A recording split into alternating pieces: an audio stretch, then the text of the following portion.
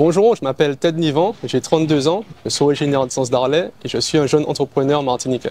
J'ai fait un bac STI technologique au lycée Joseph Zobel.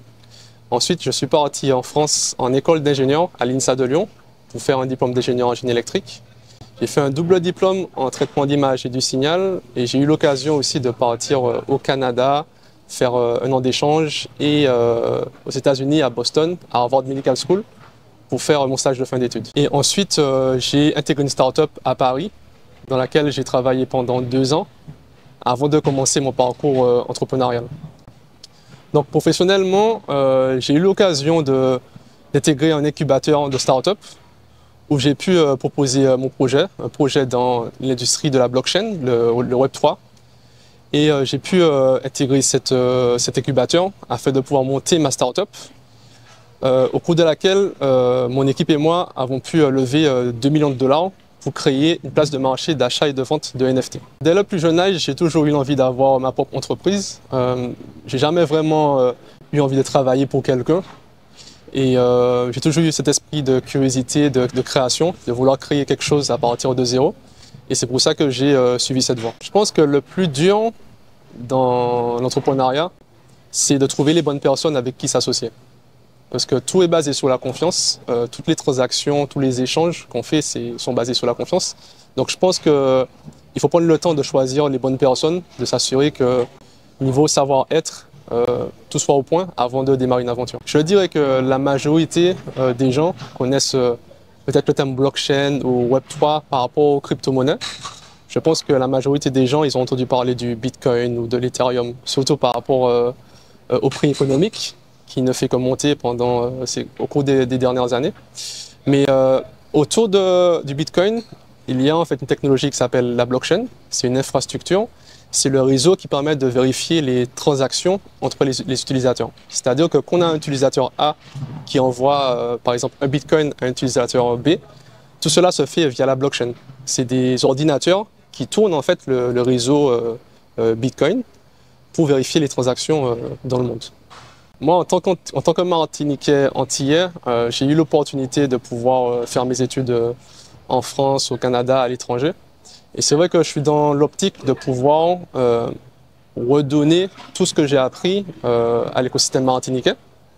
Pour le moment, je suis en train de travailler sur un projet lié à l'entrepreneuriat, lié au développement personnel, qui est en cours.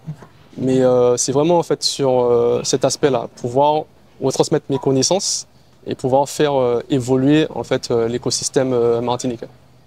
Je dirais que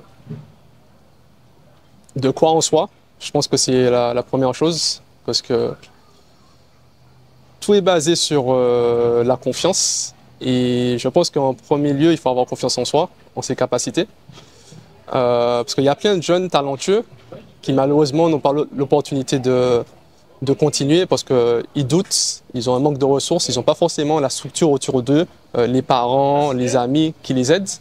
Et je pense que même s'il y a des difficultés, il faut que l'étudiant puisse avoir confiance en ses capacités et aller au bout, malgré tout. Et maintenant, on a l'opportunité d'avoir accès à la technologie, on a l'intelligence artificielle, on a plein de ressources. Et du coup, il n'y a plus vraiment d'excuses sur les compétences. Parce que n'importe qui peut apprendre de chez lui tel ou tel sujet. Et c'est vraiment en fait à l'étudiant de vraiment croire en ses capacités et d'aller au bout de ses convictions. Je dirais que j'ai eu l'occasion de faire une petite intervention avec un petit groupe de jeunes. Et j'ai remarqué qu'il y en avait pas mal qui étaient intéressés, qui connaissaient quand même l'écosystème Web3, crypto. Et je trouve ça assez positif, parce que de nos jours, la majorité des jeunes, ils passent leur temps à scroller, à perdre du temps, à passer 8 heures de la journée à avoir rien fait, à scroller. Et je pense qu'il faudrait qu'il y ait un maximum de jeunes qui puissent créer des choses. Donc, certes, tu peux créer du contenu, tu peux être youtubeur ou tiktoker et tout, mais tu peux aussi, à partir de chez toi, avec ton ordinateur, travailler sur des projets technologiques qui t'intéressent, que ce soit de l'informatique, que ce soit de l'électronique, que ce soit de la mécanique. Tu peux aussi inventer des choses. Et je pense qu'il faut toujours qu'il y ait l'esprit de création, mais pas de consommation. Parce que si tu passes tout ton temps à consommer, ben, tu n'avances pas dans la vie. Et je pense qu'il faut avoir cet état d'esprit-là de créer de nouvelles choses. Ben, je pense en fait c'est un sujet assez important. Parce que c'est vrai qu'au lycée, on ne parle pas forcément de tout ce qui est finance, de tout ce qui, ne serait-ce, sans parler des cryptos, ne serait-ce la bourse. On n'en parle pas forcément. Et je pense que s'il y a une sensibilisation assez jeune, assez tôt, ben, je pense qu'il y a pas mal de jeunes qui pourraient commencer à avoir cet état d'esprit-là que, certes, je peux avoir mon parcours, je trouve un travail et tout, j'ai revenu, etc. Mais peut-être que si, dès le départ, j'ai cet esprit-là d'investissement, ben, je peux me trouver à une situation bien meilleure à un plus jeune âge. Parce que souvent, les gens pensent à les investissements et tout, peut-être pour la retraite, peut-être pour après, etc. Mais en vrai, les investissements, ça peut changer ta vie dès la vingtaine, la trentaine. Et peut-être que tu n'aurais plus jamais en fait, l'idée d'aller travailler si tu es déjà confortable, si tu as déjà en fait, assez de fonds parce que tu as investi tôt. Parce que c'est vrai que pour investir, il ne faut pas forcément avoir 10 000 euros ou 20 000 euros ou 100 000 euros. Tu peux commencer simplement avec 100 euros, 200 euros, etc. Bon, quand tu es au lycée, ça reste quand même beaucoup parce que tu ne travailles pas. C'est souvent tes parents qui t'aident ou tu peux avoir un petit job. Mais si tu investis ne serait-ce 100 euros quand tu as 17 ans, 16 ans, etc. Bon, après, tu es mineur, donc il faut faire attention, il faut passer par... voilà, je ne vais pas non plus sortir du contexte, mais si tu peux investir à 18 ans ce petit montant-là, ben quand tu auras 28 ans, peut-être que ces 100 euros-là, c'est 10 000 euros, c'est 100 000 euros.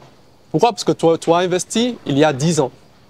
Donc ça, en fait, c'est des choses assez importantes. Et moi, j'ai eu l'occasion d'aller de faire mes études aussi au Canada et aux États-Unis. J'ai fait 1 an au Canada, j'ai fait 6 mois aux États-Unis. Et là-bas, dès le plus jeune âge, ils ont déjà ce mindset-là, cet état d'esprit-là de OK, enfin, c'est souvent la mentalité hustle, je dois me débrouiller, parce qu'ils sont beaucoup moins assistés que le système français. En France, il y a beaucoup d'aides. Aux États-Unis, il y a moins d'aides, donc tu es obligé, dès le plus jeune âge, être conscient des choses et commencer à avoir cet aspect business.